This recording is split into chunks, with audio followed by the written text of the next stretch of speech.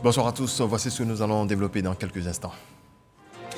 Le gouvernement appuie les coopératives du vivrier en matériel et intrants d'un coût global de 2,5 milliards de francs CFA.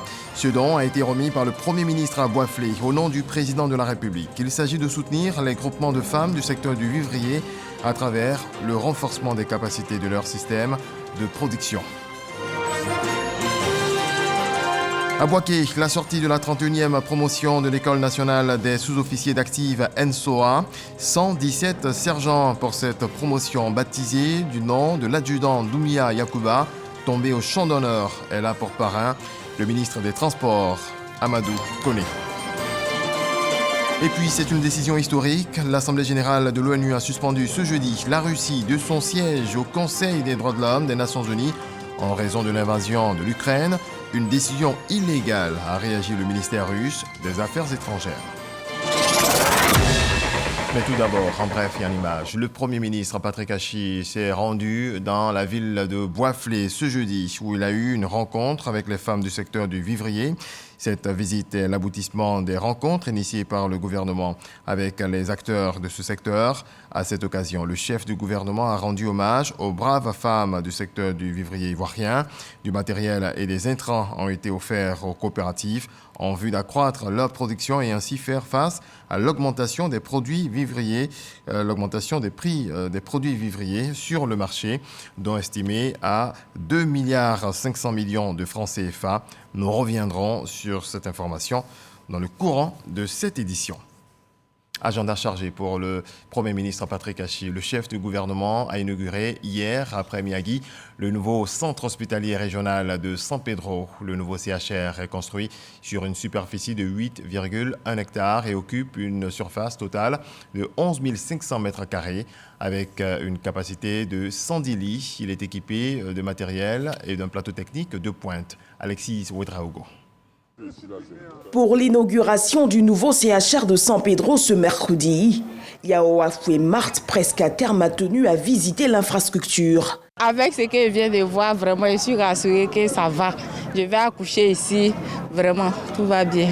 Et Marthe n'est pas la seule à se réjouir. C'est trop beau. Il veut pas les jumeaux ici. À le voir de près, c'est vraiment un joyau. Lorsqu'il arrive pour la cérémonie d'inauguration, l'accueil est chaleureux. Les mots sont remerciements. San Pedro est en train de changer de visage. Et c'est dû au beau travail et c'est bon de le dire. Merci, Excellence Monsieur le Premier ministre.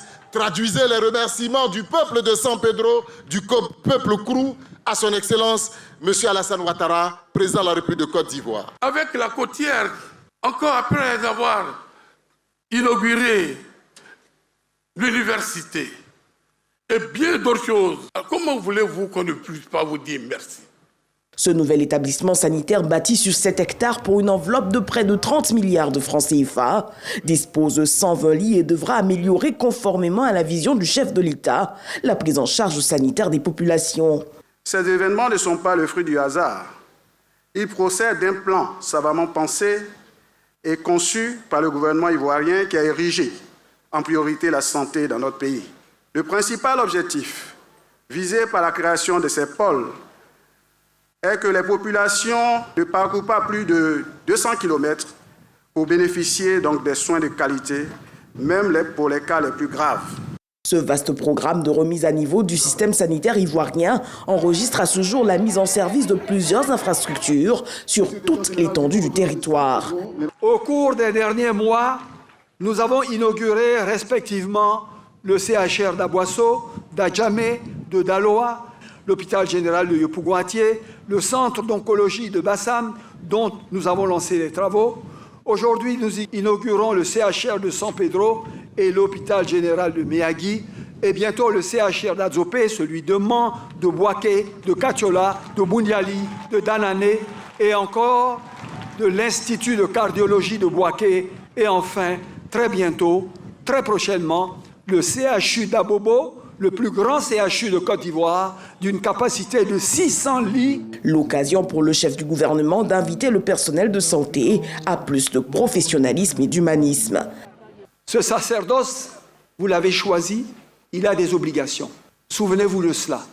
Et que l'on n'assiste plus à ces Situation extrêmement déplorable où des malades sont abandonnés à eux-mêmes. Et l'État compte aller plus loin pour San Pedro. Logements sociaux, bitumage de voies, mise en service de la Soutra. Autant de projets pour développer son plein potentiel. Le choix fait par son excellence le président de la République dans cette vision 2030, c'est de créer des villes secondaires pour que, avec des universités, avec des hôpitaux, avec des pôles industriels, ici avec un port, on puisse avoir l'éducation, la santé, l'insertion professionnelle qu'il faut sans qu'on ait besoin d'aller ailleurs, même si la côtière, dans quelques mois, s'étendra devant vous, belle et noire, pour que vous puissiez l'emprunter avec aisance. Après cette étape du Bassa-Centra, cap sur la région de la Marawe. On en vient au coronavirus et au point de ce jour.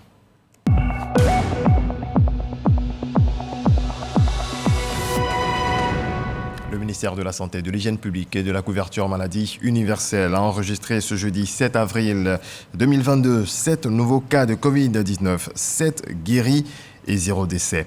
À la date du 7 avril 2022, la Côte d'Ivoire compte donc 81 800 cas confirmés, dont 80 956 personnes guéries, 796 décès et 39 cas actifs. Le 6 avril, 78 873 doses de vaccins ont été administrées.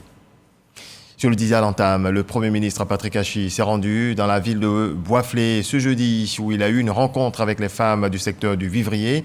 À cette occasion, le chef du gouvernement a rendu hommage aux braves femmes de ce secteur. Du matériel et des intrants ont été offerts aux coopératives. Herman Guivet. Le Premier ministre Patrick Achi dans la Marawe ce jeudi. Une visite qui a valeur de célébration des femmes du vivrier, mais aussi de promesses tenues après une série de rencontres avec ces Amazones de la production vivrière dans l'objectif d'accompagner leurs efforts en matière de production agricole avec comme perspective de lutter contre la flambée des prix des matières premières. Les femmes de la Marawe, héroïnes de la production vivrière, n'ont pas manqué d'exprimer leur reconnaissance au chef de l'État, Alassane Ouattara, au Premier ministre Patrick Achi et au gouvernement dont il a la charge pour le soutien matériel important mis à leur disposition. Quand Ado dit, il a fait. Les kits agricoles que nous recevons ces jours sont d'une utilité, d'un apport essentiel dans la production et la commercialisation des produits vivriers sur toute l'étendue du territoire. Notre joie est grande, Monsieur le Premier ministre. Nous mesurons la pleine responsabilité qui nous incombe. Nous n'avons pas droit à l'échec, car l'attente des populations est grande. Monsieur le Premier ministre, vous pouvez compter sur nous. Un soutien conséquent apporté à la production vivrière aux femmes des coopératives agricoles de la Marawe en vue de leur permettre d'accroître leur capacité de production. Les kits agricoles qui viennent d'être remis et qui sont composés de semences, de maraîchers et de riz, ainsi que d'engrais, constituent une première réponse aux préoccupations posées par les braves femmes du vivrier. Les tricycles et les camions que vous voyez derrière vous permettront de faciliter l'évacuation des productions vers les centres de groupage afin d'en faciliter la commercialisation. Enfin, nous avons doté les petites et moyennes entreprises agricoles de machines agricoles pour le labour et pour les opérations de récolte et post-récolte. Il s'agit des tracteurs, des faucheuses, des mini-moissonneuses et des batteuses vanneuses qui viennent d'être remises. Ces machines qui indiquent que nous venons de lancer l'ère d'une véritable mécanisation de notre agriculture. Au total, le coût de ces kits et matériels agricoles dont nous venons de doter les acteurs du sous-secteur du vivrier s'élève à plus de 2,5 milliards de francs. Le Premier ministre Patrick Achi rassure, le gouvernement est aux côtés des femmes du vivrier et le chef de l'État, Alassane Ouattara, à leur écoute, afin de les accompagner dans la grande mission qu'elles se sont assignées, produire mieux, produire plus, pour un impact direct contre la flambée des prix sur les marchés. Mesdames, les femmes du vivrier, ma présence aujourd'hui est l'occasion, au nom de son Excellence, Monsieur le Président de la République, de saluer ces valeureuses femmes, mais surtout de leur dire qu'elles peuvent compter sur le Président, son Excellence, Monsieur Alassane Ouattara, pour les accompagner et pour leur permettre non plus d'être des femmes du vivrier, simplement, mais d'être de véritables femmes d'affaires. La cérémonie de ce jour et la distribution de ces kits n'est que le début d'une aventure et d'une grande histoire de transformation du vivrier par les femmes en Côte d'Ivoire.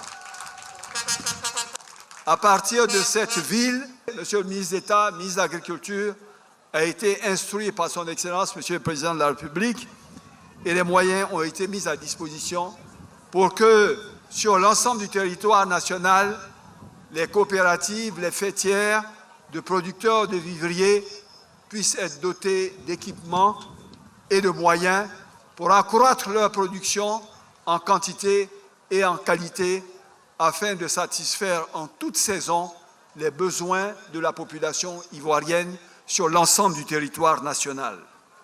Les femmes du vivrier, encouragées par ce geste et valorisées, ont pris l'engagement de redoubler d'efforts pour l'atteinte des objectifs escomptés. C'est parti pour la distribution des cartes des producteurs de café cacao, une activité du Conseil Café Cacao qui a démarré officiellement à la Caisse Tabo Plateau, une cérémonie présidée par le ministre d'État, ministre de l'Agriculture et du Développement rural, Kobena Kwasi Adjoumani. Jean-Louis Gombo. Après la vaste opération de recensement des producteurs et de géolocalisation de leurs parcelles, les producteurs de café cacao ont reçu leur carte d'identification. Carte, source d'espoir pour ces producteurs. Toutes les professions en Côte d'Ivoire ont des cartes. Les policiers ont des cartes, des gendarmes ont des cartes, des sous-préfets ont des cartes. Le producteur qui aide l'État, qui constitue la base de l'économie ivoirienne, n'avait pas de carte professionnelle. C'est une fierté pour nous. Nous avons une carte de producteur qui vient résoudre tous les problèmes et qui nous permet d'être payés au juste prix. Une carte grâce à laquelle nous serons en sécurité car nous ne sommes plus obligés de transporter de l'argent liquide pour nos achats. Pour le Conseil Café Cacao, cette carte permettra de remplir 3 missions. Traçabilité de la production de cacao, sécurisation des transactions commerciales et paiement effectif aux producteurs du prix brochant fixé par l'État. Notre volonté, c'est de continuer à construire cette filière pour qu'elle soit véritablement une filière solide au service des planteurs et de la Côte d'Ivoire. Une réforme qui se présente comme un pas de plus vers la modernisation de l'agriculture ivoirienne avec, pour le producteur, la promesse de revenus décents. Désormais, chers parents producteurs, vous devez vous munir de cette carte qui permettra à l'acheteur ou à la société coopérative de vous identifier et de virer automatiquement la valeur globale de votre produit sur votre carte sans possibilité de retrancher la moindre partie. L'opération de recensement a permis à ce jour d'identifier 993 031 producteurs de café et de cacao, dont 8% sont des femmes. La superficie totale des parcelles de café et de cacao est de 3 220 800 hectares. Direction le centre du pays, le ministre d'État, ministre de la Défense, Téné Birahima Ouattara, a présidé ce matin à Bouaké la sortie de la 31e promotion de l'École nationale des sous-officiers d'active NSOA. Cette promotion de 117 sergents est baptisée du nom de l'adjudant Doumia Yakouba, tombé au champ d'honneur, et à porte-parrain le ministre des Transports, Amadou Koné. Kader Sogodougou. Devant le drapeau et en présence de Monsieur le ministre d'État, ministre de la Défense, je jure d'obéir à mes chefs en tout ce qu'ils me commanderont pour le bien du service, l'exécution des règlements militaires, l'observation des lois et le soutien des hommes de la Côte d'Ivoire. Nous le dirons. 99 hommes, 17 femmes. Ils sont au total 116 sergents appartenant à la 31e promotion de l'École nationale des sous-officiers d'active NSOA de Bouaké qui reçoivent leurs épaulettes. La majeure de la promotion recevant ainsi ses épaulettes des mains du ministre d'État, ministre de la Défense Téné Birahima Ouattara, qui a présidé à Bouaké en personne la cérémonie. Cette promotion aura passé 17 mois de formation théorique et pratique. Le sous-officier que nous formons ici joue un rôle clé dans les armées. Il est chargé d'encadrer les militaires du rang. Il les forme techniquement, leur transmet l'esprit de l'équipe et le sens de la discipline. La 31e promotion de l'École nationale des sous-officiers d'active, NSOA, a été baptisée du nom de l'adjudant Doumbia Yacouba, mort au champ d'honneur. Il était en mission de lutte contre le terrorisme dans le Nord Mali. Le parrain de la promotion, le ministre des Transports, Amadou Koné, attend de ses fileuls la défense nationale. Désormais, vous occuperez des fonctions importantes dans le dispositif sécuritaire de notre pays. Je suis convaincu que vous serez d'un précieux appui au sein de notre armée dans la lutte contre ce terrorisme qui continue de menacer notre sous-région. La Côte d'Ivoire, pour son intégrité territoriale et dans le cadre du maintien de la paix partout en Afrique, fait tout pour recruter et former des hommes et des femmes qui répondent aux besoins actuels. Sous-officier de la promotion, adjudant Yacouba Doumbia. Aujourd'hui, vous êtes jugé apte à servir dans vos armées.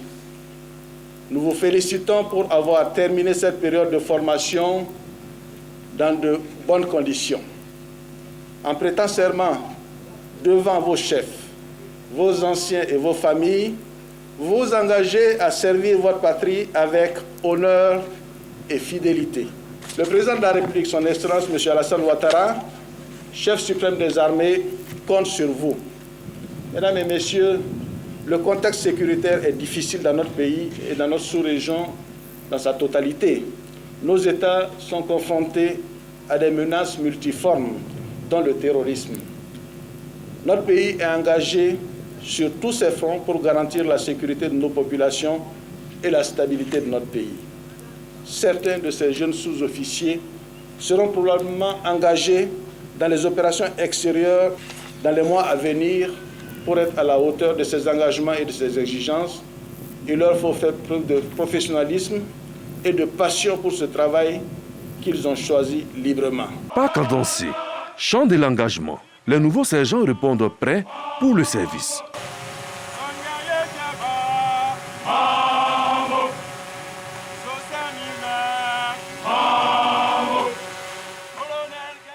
Autre volet de l'actualité, la journée internationale des personnes en situation de handicap, célébrée par la Fédération des associations pour la promotion des personnes handicapées de Côte d'Ivoire.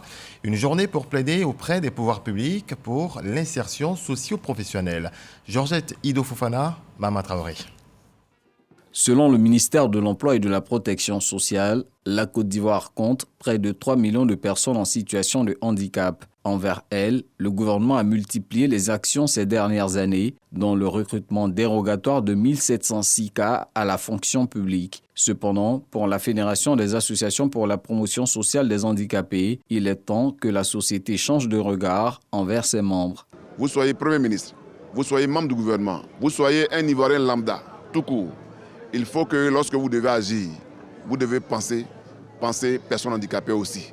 Agissez en tenant compte des personnes handicapées. En un mot, mettez en avant l'inclusion. Le gouvernement entend lui maintenir son soutien aux personnes en situation de handicap, volonté réaffirmée à la faveur de la célébration de la 29e journée internationale qui leur est dédiée. Le gouvernement est conscient de la transversalité de la question du handicap. Question qui relève avant tout des droits humains. À ce propos, je voudrais, au nom de son Excellence, Monsieur le Premier ministre, engager l'ensemble des acteurs gouvernementaux et de la société civile impliqués dans la question du handicap à intensifier leurs activités pour des résultats encore plus importants en faveur de cette couche de la population. Pour leur insertion socio-professionnelle, les personnes en situation de handicap peuvent aussi compter sur le soutien de la Première Dame Dominique Ouattara. Elle était représentée à cette occasion par le ministre gouverneur du district des Lacs. tous autant que nous sommes, avons un devoir de responsabilité et de solidarité vis-à-vis d'eux, et Madame la Première Dame souhaite que leurs droits soient respectés et que le regard porté sur eux change. Et c'est avec son cœur de mère qu'elle dit non à la stigmatisation, non à la discrimination et oui à l'équité dans tous les domaines socio-professionnels. La Fédération des associations pour la promotion sociale des handicapés envisage de mettre sur pied un observatoire national qui veillera de façon constante à l'application des mesures prises en faveur de leur insertion socio-professionnelle. Nous sommes dans la grande saison des pluies. Elle va s'étendre jusqu'à la mi-juillet. Pour éviter donc les dégâts humains et matériels, le ministre Bouaké Fofana est allé sensibiliser les populations vivant dans les zones à risque à les quitter. Il a visité les communes d'Atekoubé et d'Adjamé. Le reportage de Grace Kando. Agban Atié, Mosikro, Bracodi, des quartiers des communes d'Atekoubé et d'Adjamé considérés comme des sites à risque. En cette grande saison des pluies, le ministre de l'Assainissement, en compagnie des parties prenantes du Bureau Inondation, sensibilise les populations à quitter ces zones. Une action qui cadre avec la vision du premier magistrat de la commune d'Atekoubé. Nous sommes heureux que M. le ministre soit venu lui-même toucher du doigt les réalités et mobiliser toutes les ressources utiles et nécessaires pour nous assister. Vaut mieux prévenir que guérir. Prévenir toutes nos populations vivant dans les zones particulièrement difficiles, de les évacuer. Et nous ferons tout pour les assister. C'est l'occasion pour nous de lancer encore une fois un appel à tous nos concitoyens. Quittez les zones à risque, préservez vos vies et celles de vos familles. Zéro dégâts humains et matériels en cette saison des pluies, tel est l'objectif du ministre Bouaké Fofana. Il s'agit de préserver des vies humaines. Donc c'est vraiment un souci majeur pour le gouvernement. Nous allons donner des moyens à la SODEXAM pour avoir des prévisions plus précises. Nous allons mettre en place avec l'ONPC et les sapeurs-pompiers un système d'alerte plus rapproché pour que vraiment, s'il y a de grosses pluies qui sont prévues, ceux qui sont vraiment en première ligne, les déplacer au besoin par la force pour ne pas avoir à regretter de perdre en vie humaine. La grande saison des pluies 2022 a démarré depuis le mois de mars et va s'étendre jusqu'au mois de juin prochain. La formation militante au sein des partis politiques, un enjeu indispensable dans la stabilité des États. Comment les partis politiques forment-ils leurs militants? Du RHDP au PDCI-RDA en passant par l'UFPI et l'UDPCI, quelles méthodes mettent-ils en place pour encadrer, éduquer et inculquer l'idéologie du parti? Allons à la découverte donc de leurs écoles dans ce dossier de Laure Goriti et Konaté Moussa.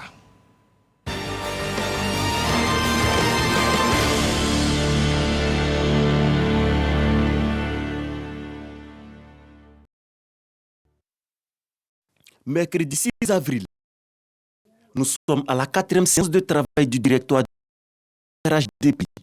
Au cœur des débats, le plan de formation globale des militants. Le plan global de formation adopté par le directoire repose sur 3 axes. Le premier est de former le militant sur l'identité propre du RHDP, un parti libéral à visage humain. Le second est de préparer le militant du RHDP à la conduite du changement. Et le troisième est de promouvoir les compétences au sein de notre famille politique dans l'optique de faire du RHDP un parti de l'innovation. La formation des militants constitue désormais la priorité des partis politiques, du RHDP au PDCI-RDA, en passant par le FPI et l'UDPCI. Quel mécanisme encadre l'éducation militante en Côte d'Ivoire? C'est la socialisation politique qui permet aux citoyens d'avoir un comportement politique et une attitude politique. Un citoyen qui n'a pas été bien socialisé politiquement peut avoir un comportement déviant. C'est ce qu'on appelle la participation politique non conventionnelle. Et si vous voyez des citoyens qui se comportent de façon déviante, des citoyens qui participent à des casses, des citoyens qui participent à des situations de rébellion, c'est parce que certainement ils n'ont pas été politiquement bien socialisés.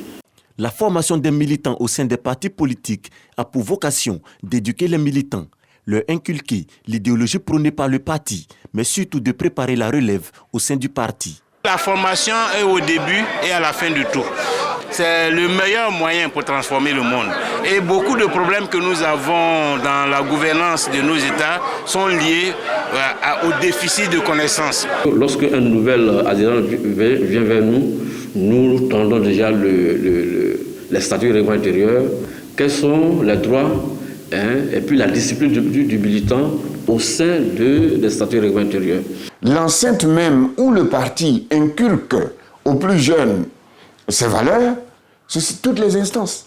Si vous prenez son bureau politique, et toutes les générations travaillent ensemble. Et ils nous inculquent et ils nous transmettent aussi les valeurs du parti. Une réalité bien perçue des partis politiques qui ces dernières années renforcent la formation de leurs membres.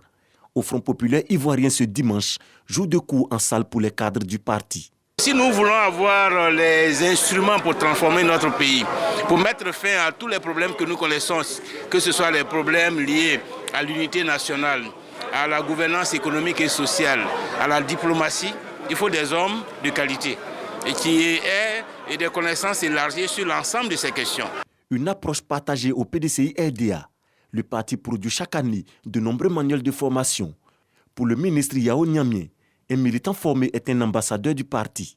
Depuis 1946, la formation fait partie de l'ADN du Parti démocratique de Côte d'Ivoire. Le PDCI enseigne aux Ivoiriens, à ses militants, à ses sympathisants, qu'en dehors du dialogue, aucune autre solution ne doit être utilisée pour résoudre les différends au sein de la Côte d'Ivoire. Pour le politologue, l'éducation des militants est un enjeu indispensable de la stabilité des États. Les partis politiques ont une fonction électorale. Elle consiste à former leurs militants sur les valeurs républicaines du pays. Former leurs militants à comprendre, par exemple, le jeu politique, le jeu électoral.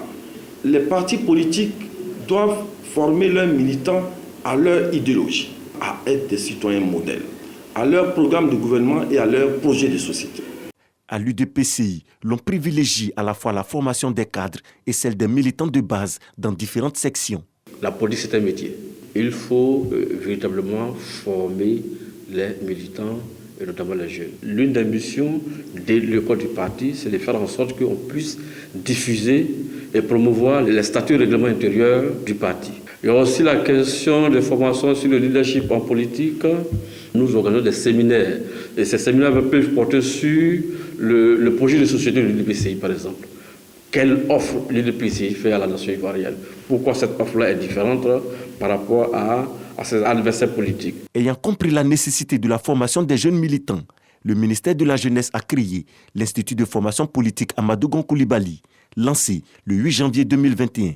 L'Institut de formation politique Amadou Gon Coulibaly, qui a une vocation sous-régionale, développera deux grands types de formations au profit de plusieurs centaines de jeunes par an. Une sous la forme de séminaires, avec 192 heures sur 6 mois, qui s'adresseront à des jeunes militants des partis politiques et de la société civile âgés de 16 à 35 ans. Le second type de formation est à l'endroit du grand public, regroupant des conférences, des colloques et des activités de récompense de l'action positive des jeunes militants politiques ou associatifs.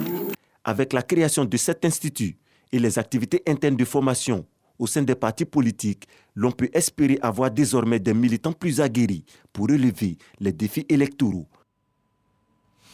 Éviter de mettre à mal la cohésion sociale et le vivre ensemble à travers les prêches, notamment sur Internet, c'est en substance le message du directeur général des cultes. Il a échangé avec des acteurs religieux, chrétiens et musulmans, une rencontre qui s'inscrit dans le contexte de l'arrestation du guide religieux appelé Jésus de Patmos. Théodore Zouzou, Franck Akwadio nous en parle. C'est une poignée de main comme pour sceller la volonté de prôner désormais via les réseaux sociaux la cohésion par le message divin. Gédion de la Tchétchouva, leader du ministère Zobel Agodio, la voix de la révolution chrétienne, et l'oustaz Diané de la Dawa dans la rue de DR, par cet acte décide d'abandonner les invectives pour des messages plus responsables, loin d'opposer en cette période sensible musulmans et chrétiens. Quelques heures plus tôt, salle de conférence de la direction générale des cultes, les deux leaders sont accompagnés de deux autres, les russophones de l'église des initiés de la parole du Seigneur et la brigade des bons amis musulmans appelés encore les élèves d'Abdul Majid. Tous ont en commun la prédication à travers les réseaux sociaux, avec parfois des critiques à l'endroit d'autres confessions religieuses. Des leaders religieux convoqués par le directeur général des cultes. Objectif, consolider le vivre ensemble malgré la diversité et préserver la cohésion sociale. Nous sommes un pays de liberté de culte. Les organisations religieuses étant des associations privées, vous êtes libres de vous mettre ensemble, d'avoir votre foi, de l'exercer, mais dans la limite des prescriptions de la loi. Projection de séquences vidéo sélectionnées sur la toile pour montrer les dangers encourus, puis tour à tour présentation et précision de la doctrine sans oublier les objectifs de chacun des 4 groupes. Tous unanimes optent pour le changement de méthode. Ils sont donc appelés à utiliser le bon ton, à rester dans le cadre strict de la prédication. Nous avons écouté les conseils et nous avons mis en mission. Nous allons continuer à parler de l'islam. On va leur donner ce que le Coran dit. Si les questions sont orientées dans la Bible, nous allons leur expliquer ce que la Bible dit. Quelque chose qu'un homme a pratiqué, a suivi durant 100 ans, ce n'est pas un jour qu'il faut lui arracher cela. Et s'il faut le convaincre, la manière, la procédure à utiliser pour le convaincre est aussi très importante. Tu peux dire à quelqu'un ton habit, il y a une tache dessus, mais si tu dis que ton habit est sale, c'est la même observation, mais la façon de parler va faire que ça peut l'énerver. Selon le dernier recensement de la population 2021, 85% de la population croit en Dieu. N'empêche, le contexte social demeure fragile. Tous sont alors invités à la modération. Et dans le reste de l'actualité, l'Assemblée générale de l'ONU, composée des 193 pays membres, a suspendu ce jeudi la Russie de son siège au Conseil des droits de l'homme des Nations unies en raison de l'invasion de l'Ukraine lors d'un vote qui a recueilli 93 voix favorables et traduit un effritement de l'unité internationale face à Moscou. Le Kremlin a regretté la suspension de la Russie du Conseil des droits de l'homme de l'ONU, avertissant que Moscou comptait continuer de défendre ses intérêts par tous les moyens légaux. Excellente nuit à toutes et à tous. Dieu nous garde.